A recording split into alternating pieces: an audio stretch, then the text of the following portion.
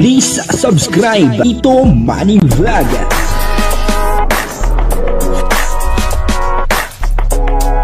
Payagan po si Tito Manny Vlog na mag-reactor para pambiling gamot sa kanya pong karamdaman. Wala man siyang records ng ng away. Joy at Krista, magkasama sa eskwelahan, magka-schoolmate. At pinapabantayan po ni Kalingap Mikoy etong si Krista kay Joy. Sabi niya ay bantayan mo yung aking honey. Ay grabe, no? Papanoorin po natin yung video, no? At dito po ay talagang sinabi ni Kalingap Mikoy na bantayan daw po yung kanyang honey. At siyempre bigyan po natin yan ng konting reaksyon.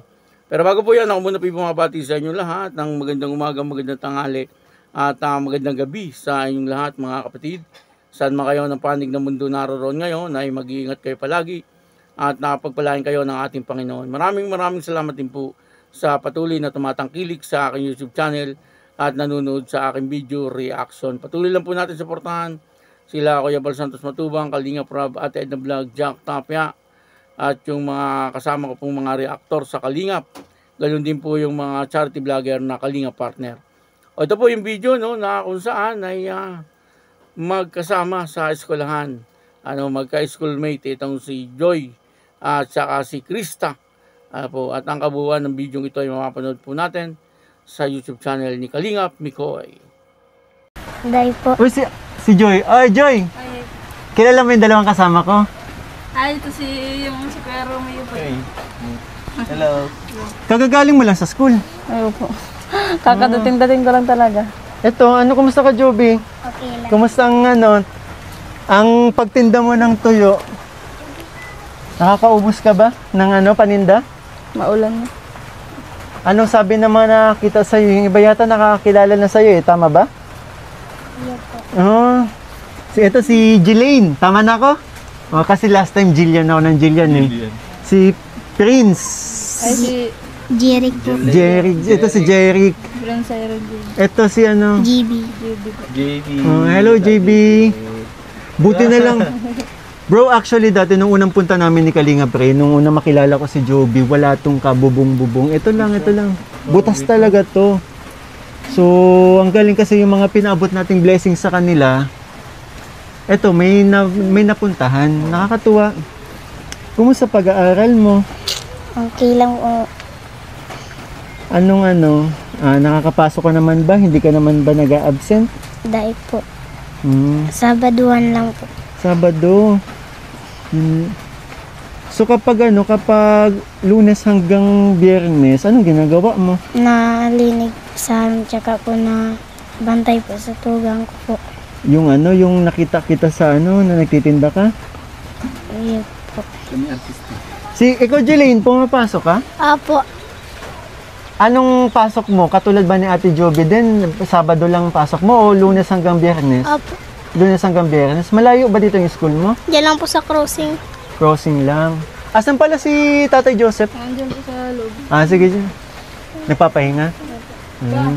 Sige lang po, tawagin ko na lang kayo mamaya. Ikaw, Joy, kumusta ang pag-aaral mo? Okay naman po. Tuloy-tuloy naman po yung kapasok. Balita ko, schoolmate mo si Krista Jane. Hindi po. Ha? Schoolmate niya. Schoolmate mo. Nakikita mo ba si Krista Jane doon? Opo, nakita ko kanina. Ay, nakita mo kanina? Nasa gate, nag-aabang magpa-practice po sana ata yun. May dalang baston. Kumusta naman ang honey ko? Okay, ang ganda pa rin. Kaway, ba't parang kinilig siya? Ba't parang pareho kaming kinilig? Kasi di niya ako nakita kanina. Madami bang umaaligid-aligid kay honey ko doon? Wala naman. Wala naman. Nakita mo kasi, napanood mo ba yung part 13 namin? Kaya po. Di ba, na-makeover siya? Ang ganda, mas gumanda lalo. Ay, grabe. Ito pala, pwede pala si Joy ang maging matakop kung may mag-aaligid. Sakto. May ka na. Meron ka ng spy. Yes. Total na mention nun, sabi mo nakilala mo si Coach Romeo. Yes, ano masasabi mo? Na-prank po Na-prank ka din doon. Kala ko, ano ba yan? Anong masasabi mo at nakita mo sa person, laki ng katawan, no? Mas malaki pa sa'yo. Hindi naman malaki katawan ko, Joy. Yun po, napanood po natin yung video, no? At dito nga po ay muling dinalaw ni Kalingap Mikoy etong si Joby. Ano po, at nandun nga yung kapatid ni Joby na si Joy. Ano po, baka akala nyo, ang tinutukoy ko ay si Joy Diwata, ano? Doon po sa ating thumbnail. Hindi po si Joy Diwata. Ang tinutukoy po natin dito ay si Joy na kapatid ni Joby na beneficiary ni Kalingap Mikoy, ano. At dito nga po ay kinausap ni Kalingap Mikoy etong si Joy, ano, na ang sabi ay kamusta daw po yung kanyang honey. Grabe, no?